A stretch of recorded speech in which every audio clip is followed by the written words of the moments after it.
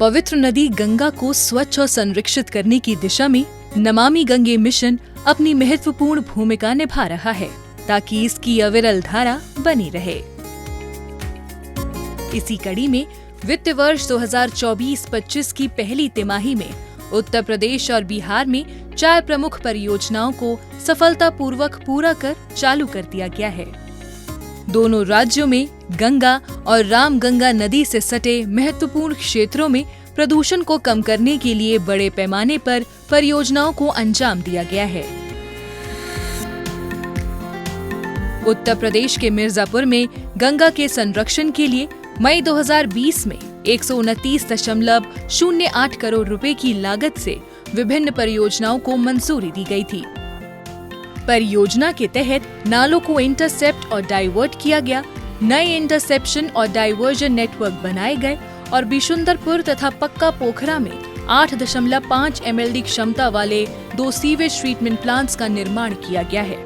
इसके अतिरिक्त पक्का पोखरा में मौजूद 14 MLD STP को उन्नत किया गया है और शहर में एक नया मुख्य पंपिंग स्टेशन भी बनाया गया है। इस STP प्लांट के लगने से जो है यहाँ पे सबसे बड़ा फ़ायदा तो ये हुआ है कि जो भी waste water municipal waste water direct Ganga में डिस्पोज होता था, अब उसे हम क्या करते हैं कि यहाँ पे ट्रीटमेंट करने के बाद as per design of the plant जो भी पैरामीटर्स होते हैं उन्हें हम अचीव करते हैं। उसके बाद जो है फाइनल आउटलेट हम गंगा में डिस्पोज करते हैं। और इससे एक फ़ायदा ये भी है कि यहाँ के स्थानीय लोगों को यहाँ पे रोजगार भी मिला है। उत्तर प्रदेश के गाजीपुर में भी वर्ष 2020 में 152.83 करोड़ रुपए की अनुमानित लागत से परियोजना को मंजूरी दी गई थी। इसमें 21 MLD सीवेज ट्रीटमेंट प्लांट और एक मुख्य पंपिंग स्टेशन का निर्माण शामिल है, जिन्हें मई 2024 में संचालित कर दिया गया है। यहाँ पर स्थापित sewage treatment plant sequential batch reactor तकनीक का उपयोग करके नेशनल ग्रीन ट्रिब्यूनल के सभी मानकों को पूरा करता है। इस परियोजना को पब्लिक प्राइवेट पार्टनरशिप मॉडल के तहत पूरा किया गया, जो इसे और भी प्रभावी बनाता है।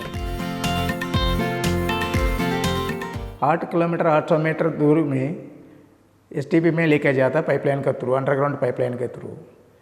वहाँ से जो STP में जो पानी आ जाता है, हम रिसीव करके इनलेट चैम्बर में उसको fine screen and grid remove fine screen करके ग्रिड रिमूवल करके SBR बेसिन्स में भेजा जाता है। SBR बेसिन के मतलब ये सीक्वेंस बैच रिएक्टर एक टेक्नोलॉजी है। उस टेक्नोलॉजी का द्वारा जो है ट्रीटमेंट करा के देन पानी के जो है क्लोरिनेशन ट्रीटमेंट करके देन अच्छा पानी जो है हो जाता है। उस अच्छा पानी का जो है हम बेसिन रिवर में जो है डिस्चार्ज करते हैं। वो बेसिन रिवर अंत में जो है गंगा रिवर में मिला जाता है। मिर्जापुर और गाजीपुर में सीवेज ट्रीटमेंट प्लांट्स की स्थापना से यहाँ के स्थानीय समुदायों को काफी लाभ मिल रहा है। नदी का प्रदूषण कम होने से लोगों को साफ और सुरक्षित पानी मिल रहा है। इसके अलावा साफ सुथरी नदियाँ और विकसित किए गए घाटों से यहाँ पर्यटकों और तीर्थ यात्रियों की संख्या भी बढ़ रही है, जिससे स्थानीय अर्थव्यवस्था को भी बढ़ावा मिल रहा है।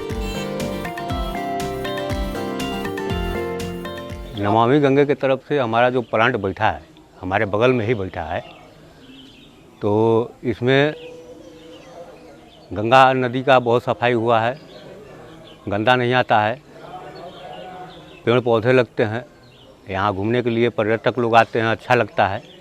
और ये जो हमारा नमामि घाट है, इसको जब बनाया जा रहा था तब उसका आइडिया बिल्कुल नहीं था कि कैसा बनेगा, लेकिन बनने के बाद इसका जो व्यू आया है सोशल मीडिया इंस्टाग्राम पे इतने इन्फ्लुएंसर हुए हैं।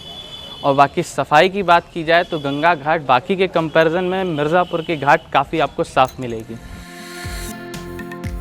मिर्जापुर और गाजीपुर के अलावा बरेली में भी 271.3 करोड़ रुपए की लागत से परियोजनाओं को अंजाम दिया गया, जिसमें 15 नालों की इंटरसेप्शन और डाइवर्जन, 1.3 किलोमीटर नेटवर्क का विकास और 63 MLD कुल क्षमता वाले 3 सीवेज ट्रीटमेंट प्लांट का निर्माण किया गया है।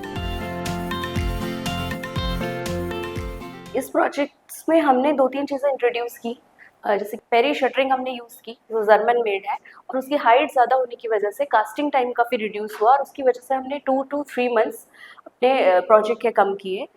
जिसकी वजह से हमारा प्रोजेक्ट 3 मंथ्स बिफोर कंप्लीट हुआ है।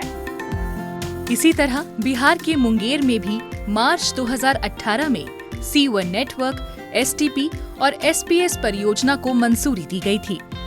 इस परियोजना की लागत 523 करोड़ रुपए की थी, जिसके अंतर्गत 175 किलोमीटर का एक व्यापक सीवरेज नेटवर्क, 30 MLD का एक सीवेज ट्रीटमेंट प्लांट और एक मुख्य पंपिंग स्टेशन का निर्माण किया गया है। नमामि गंगे मिशन के तहत संचालित की गई इन परियोजनाओं का उद्देश्य गंगा नदी को पुनर्जीवित कर उसका संरक्षण करना है। ये महत्वपूर्ण प्रयास स्थानीय निवासियों को तो लाभ देगा ही, साथ ही आने वाली पीढ़ियों के लिए भी एक सुरक्षित और स्वच्छ वातावरण सुनिश्चित करेगा।